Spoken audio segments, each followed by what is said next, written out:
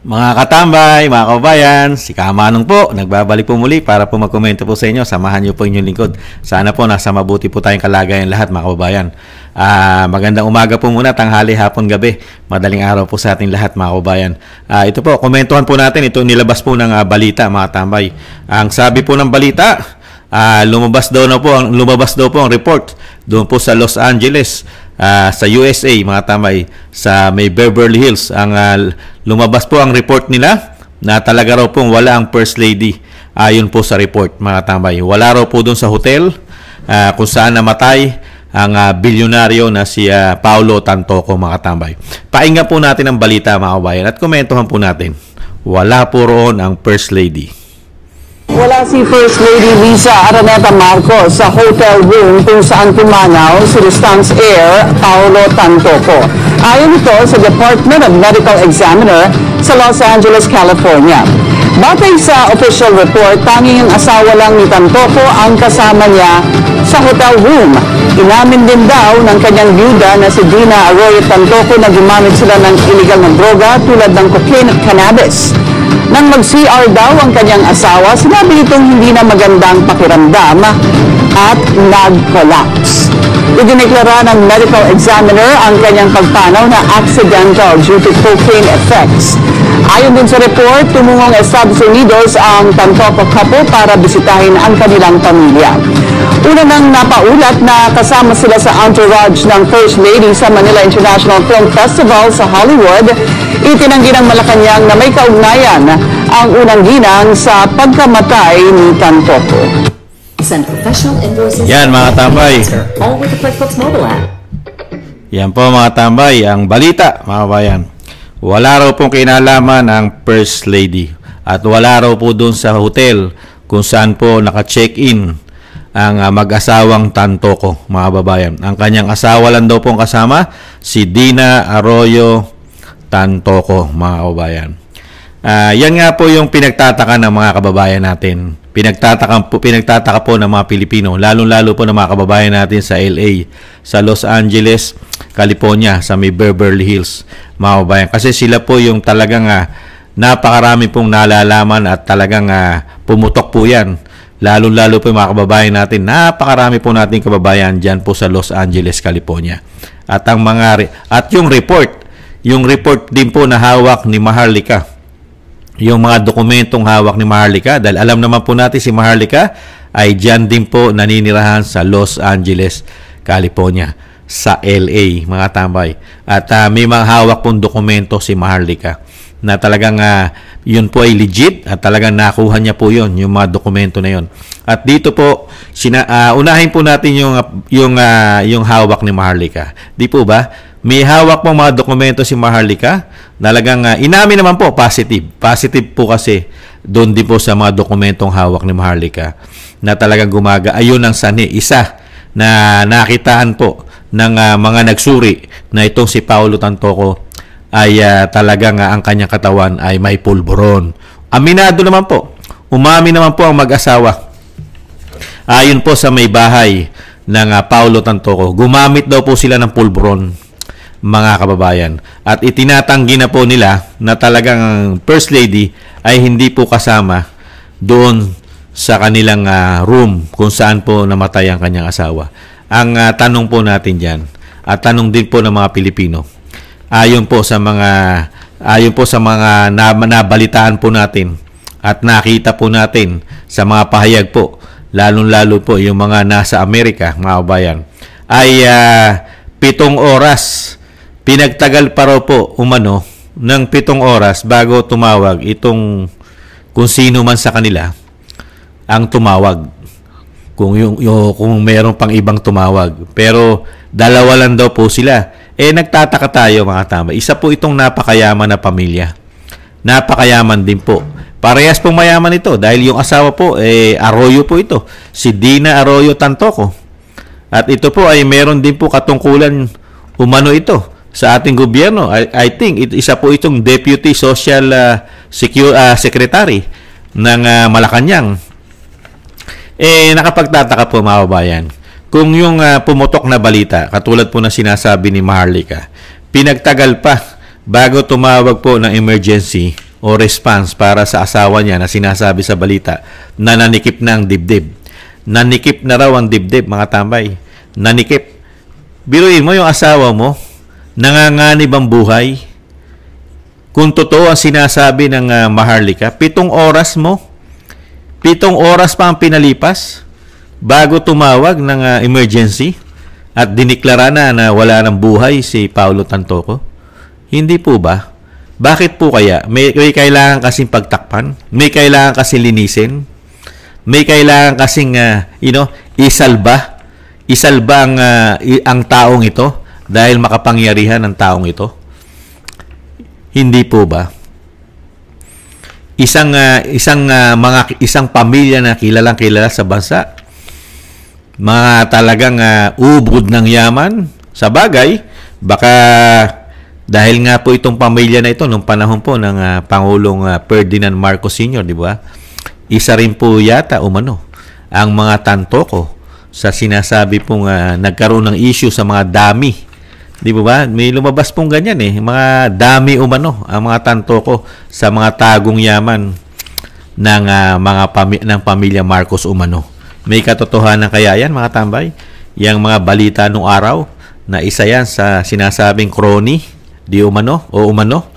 Nakakalungkot lang, mga tambay. Talagang pilit po yata nila nililinis ang pangalan ng First Lady dito po sa pagkakasangkot. At talagang inilalayo na po nila ang pangalan o issue ng First Lady dito po sa pamilya Tantoco.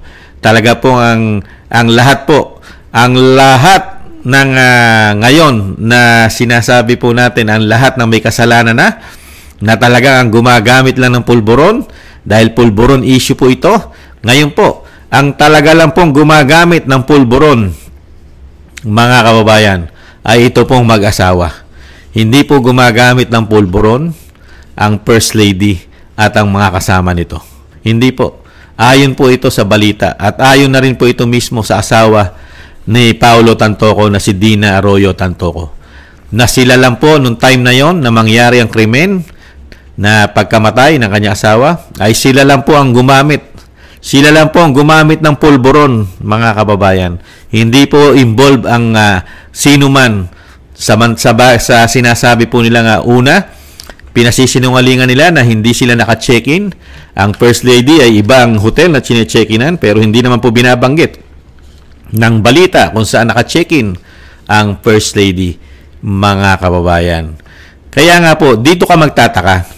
Meron na po palang taong gobyerno, kung hindi po nagkakamali si Kamanong, kung ang asawa po ng namatay na si Paulo Tantoco ay isa rin pong taong gobyerno at nagtatrabaho po sa Malacanang, kung hindi po nagkakamali ang inyong lingkod. Itama nyo po ang inyong lingkod. Kung totoo po na may katungkulan po ang asawa ni Paulo Tantoco na isa pong Deputy Social Secretary o yung Deputy Social Secretary na tinatawag na DS, mga tambay, Secretary, bakit po, mga kababayan, napapasukan na po pala ang gobyerno natin na talagang involved sa mga pulburon. Hindi kaya? Hindi po ba? Kung ito'y umaamin na siya gumagamit ng pulburon, ibig sabihin, sa gobyerno po ng ating bansa, sa ating gobyerno, napakarami pala na gumagamit dyan ng pulburon dahil wala po tayong mandatory at wala po kasing batas na sila po ay tinetes.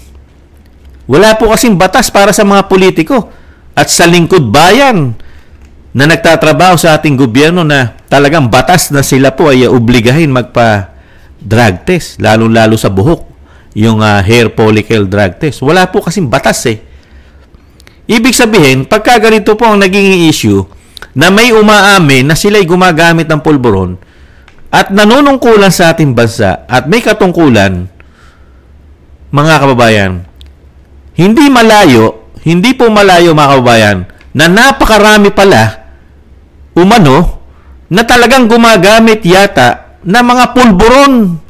Kaya pala, mga kababayan, magtataka tayo, napakarami na pong beses na hinahamon po ng pamilya Duterte magmula po sa mayor, sa congressman ng Duterte, kay Mayor Baste, Congressman Pulong, kay Vice President Sara Duterte, at kay dating Pangulong Duterte, na magpa-test na sila, magpa-drug test na sila lahat. Di po ba? Magpa-hair follicle drug test na sila. Lalo-lalo ang Vice President. Ganon din po ang mga kapatid, si Mayor Baste at si Pulong, na kailangan na po ang ating gobyerno, lalo-lalo lahat na nagtatrabaho sa gobyerno, politiko, senador, congressman, vice president, president, hindi po, mga secretaries, mayor, governor, congressman, at marami pang iba. Hindi po ba? Dahil nga po napasok na po tayo. Napasok na yata tayo umano ng napakaraming lingkod bayan kuno na gumagamit pala umano ng pulburon. Hindi kaya, mga kababayan? Dahil pilit po nilang itinitwist ang issue na hindi involve ang First Lady. Pero yung mga malapit sa kanya, katulad itong mga Tantoco, lalong-lalo po ang isang Dina Arroyo Tantoco na malapit sa First Lady, ay gumagamit pala, mismo siyang umamin na gumagamit siya ng pulburon. Hindi po ba? Pag nilagyan mo ng logic, yung mga malapit sa'yo, aminado gumagamit ng pulburon. Ikaw, na malapit sa'yo itong mga ito, hindi ka kaya matokso, lalong-lalo pagka closed door na ang party. May party na closed door, na kayo-kayo lang. Hindi po ba, mga kababayan? Kayo-kayo lang. At yung sinasabi nga natin, madali po itong lusutan. Hindi po ba? Madali po nilang pagtakpan itong issue na ito. Kung totoo, lahat ang sinabi ni Maharlika na 7 oras po ang pinalipas pa nila ayon kay Maharlika bago tumawag ng 911 o response. Sa tingin nyo, nahandun pa ang First Lady, mga kababayan? Sa tingin po ninyo, sa loob na 7 oras na hindi nila pagtawag ng emergency para tulungan ng isang napakayaman tao na nag-aagaw buhay, mananatili ba naka-stay doon ang First Lady? Kung kayo ang First Lady, gusto nyo ba ma-involve kayo ron sa ganung sitwasyon? Tapos, alam po mismo, kahit nung mag-asawa na sila'y gumamit ng pulburon, sige nga, lalabas sa investigasyon na pulburon ang kanyang katawan ay may pulburon. Sige nga, hindi naman po bobo tanga ang First Lady para siya'y manatili ron. Kung nagse-session po sila ng pulburon, hindi po ba nilinis muna nila? Hindi kaya nilinis nila muna di umano yan? Na lahat ng po pwedeng ma-involve na high profile na mga tao, katulad ng First Lady, ay kailangan malinis. Makaalis na silang lahat. Hindi kaya? Nagtatanong lang si Kamanong, 7 oras? Hindi po ba? Hindi kaya nalinis na nila lahat ng pwede nilang linisin doon sa lugar na pinangyarihan, doon sa sinasabing closed door party, pulburon party, mga kababayan? Talagang ganyan po talaga. Sila po yung nasa kapangyarihan kayang-kaya po nilang pasinungalingan yan umano.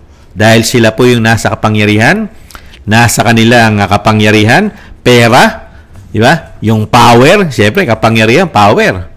Di po ba? At hawak pa nila umano ang media. Di po ba? Maniniwala lang ngayon ang taong bayan, pero hindi naman nila gagawin. Kahit putulin mo ang mga leg niyan umano, hindi po nila gagawin na sila po ay magpa-drug test. Never po nilang gawin yan. Dahil kung totoo umano na sila'y gumagamit, pati ang First Lady, kahit po putulan po ng leeg umano ang First Lady, never pong magpa-drug test yan. Dahil alam niya na po sa sarili niya na siya'y gumagamit umano. Bakit ka pa magpapa-drug test? Kung alam mong gumagamit ka, di ikababagsak mo yon. Yun po logic nun Kaya kahit anong pilit ng taong bayan na yan po ay magpa-drug test kasama ang Pangulo ng Pilipinas, never po nilang gagawin yan. Kahit putulin mo po, umano ang mga leeg nila, kahit gilitan mo o pugutan mo ng ulo umano ang mga yan, kung sa sarili nila alam nila na sila'y gumagamit, never pong gawin na sila po'y magpa-drug test. Never. Dahil wala po mga adik na umamin na sila po ay nagpopolboron. Wala. Ngayon lang po nagkaroon ng pag-amin. Bakit po? Lumabas na po yung result Lumabas na po yung result sa Amerika pa lumabas. Yung result na talagang sangkot at yung katawan ng taong namatay na si Paulo ay mayroong pulburon sa kanyang katawan at sanhiri ng isa sa kanyang pagkamatay. Kaya po hindi na pwedeng pasinungalingan. Kaya aamin ka na lang. Ngayon, sa iyong pag-amin, kailangan meron kang isacrifice. Meron kang iligtas. Isasakripisyo mo. Dahil nasa kapangyarihan sila. At syempre, yung negosyo, kasama na rin umano ang negosyo. Baka masira umano. Hindi kaya? Yan po mga kababayan. Ang maniniwala na lang po rito mga kababayan. Dahil sa ganitong sitwasyon ng nangyayari po dito sa issue na ito. Napakatagal na po ito. Marso pa. Marso pa po na nakikita mo kung saan po nila dinadala. At, puro po salita. Puro ganyan lang po ang release. Pero wala po tayo nakikitang mga dokumento, lalong-lalo po sa First Lady, ni hindi po nagsasalita. At wala pong mga dokumento na makapagsasabi po na talagang unang-una, hindi po sila naka-check-in doon sa hotel na pinangyarihan po ng krimen. Pangalawa, wala pa po tayo nakikita ang mga video footage. Kasi ang hotel po ay may mga video footage po yan. May mga CCTV po lahat yan. Matagal po. Kasi doon po sa report na sinabi ni Maharlika, matagal pa po ang investigasyon. Darating po ang panahon, makakakuha rin po ng mga video, kung maaari, makakuha ng mga video, CCTV footage, si Maharlika na nandun po siya sa Estados Unidos, ay malalaman po naman at lalabas naman po ang katotohanan. Dahil una-una po may mga footage po yan ng CCTV. At lalabas po yan sa investigasyon doon po sa LA, mga kababayan, sa Beverly Hills. Kaya po dito, yung balita po na statement po ng isang asawa, hindi naman po natin kinikriticize. Kaya lang, yung sa pangyayari, makapagsasalita ka at makapag-isip ka, bakit nagkaganito? Parang may pinagtatakpan yata, mga kababayan. Hindi po ba? At syempre, mga kababayan, darating naman po ang panahon, tamang panahon, pag natapos na po talaga ang investigasyon dyan, at yung sinasabing kung yan po ay walang cover-up, at lalabas po ang katotohanan, ay hindi naman po nila maitatago yung baho. Sisingaw at sisingaw po ang baho, mga kababayan. Hindi po ba? At yung sinasabi nga po natin, uulitin ko, kaya po pala, mga kababayan, kaya po pala, ayaw na ayaw nila ipasa ang batas ng drug testing sa ating bansa, lalong-lalo po sa mga politiko. Nagsulong po si Congressman Pulong na maisabatas na po para sa mga politiko, sa taong gobyerno, na random, automatic na po batas na kailangan na po i-drug test ang mga taong gobyerno, mga politiko, lahat. Kaya po pala ayaw nila aprobahan dahil sa ganitong sitwasyon. Marami palang sangkot at issue na meron po palang napakaraming umano na involved at gumagamit sa ating pamahalaan. Hindi kaya.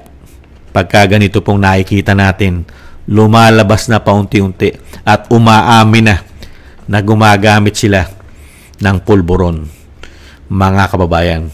Kaya, step by step na po mga tambay, nahuhuli na po sila umano paunti-unti. Malapit na po, mga kababayan. Lalong-lalo po yung bisyo na yan, hindi mo kayang itago yan ng forever. Yang mga ganyang bisyo. mahirap mo pong pagtakpan yan ng habang buhay. Hindi po ba? Yan po mga kabayan, maraming salamat po. At si Kamanong po, ay hindi po ako naniniwala sa ganitong mga statement mga kabayan. Hanggang hindi po sila naglalabas ng tamang proof. Kailangan po patunayan nila sa mga Pilipino dahil taxpayer po tayo. Tayo po, pera po natin ang ginagastos nila, lalong-lalo ang First Lady. Sa lahat ng kanyang biyahe, lahat ng kanyang pupuntahan ay taxpayer po ang gumagastos po sa ginagastos ng First Lady. Karapatan po natin busisiin lahat habang siya po ay gumagastos ng pera natin. Hindi po ba? At yung ganyan pong sitwasyon, nagko-cover up yata. Puputok naman po yan mga kabayan. At ang First Lady mga kabayan, ay marami pong isipin ang taong bayan. Una-una, yung napaka-importanting biyahe ng isang first family at ang pinaka-powerful na bansa sa buong mundo, ang Estados Unidos, ay wala pa siya roon. Kaya po ang Pilipino ay nagtataka. Yung pinaka-makapangyarihang bansa sa buong mundo na halos lahat ng bansa ay gusto pong makaharap ang Pangulo ng pinakamakapangyarihan sa bansa, ay doon pa nawala ang isang First Lady na makakaharap niya na rin at makakausap personally ang First Lady ng Amerika. Pero bakit wala siya ron, mga kababayan? Di po ba? Nakapagtataka lang po. Yan po ang inaasam po lahat ng leader yan, lalo pagka mahirap ang iyong bansa. Yan na magiging yan na magiging pangarap ng mga leader na makaharap mo, makausap mo ang makapangyarihang leader sa buong mundo. Pero wala po ang ating First Lady, mga kababayan, sa bansang Amerika. Bakit kaya, mga kababayan? Maraming salamat po sa gusto po na ating tambayang mga kabayan sa YouTube at TikTok, at ganoon din po sa ating mga subscribers. Mabuhay po kayo. Maraming salamat po. Shoutout po sa inyo lahat. Ingat po kayo mga kababayan. At sa mga nagko-comment, like, share, and subscribe, maraming salamat po mga kababayan. At syempre po yung dasal at panalangin po. Sama po natin sa dasal at panalangin. Maingatan po ang pamilya Duterte, ang Vice President. Ganon din po ang ating dating Pangulong Duterte na madugtungan pa po ang kanyang buhay, kalakasan, at maingatan po sa mga kapahamakan, mga kababayan, at makabalik po sa lalong mabilis sa ating bansa, mga kababayan. Maraming salamat po. Sa muli po, paalam, ingat po. Bye-bye.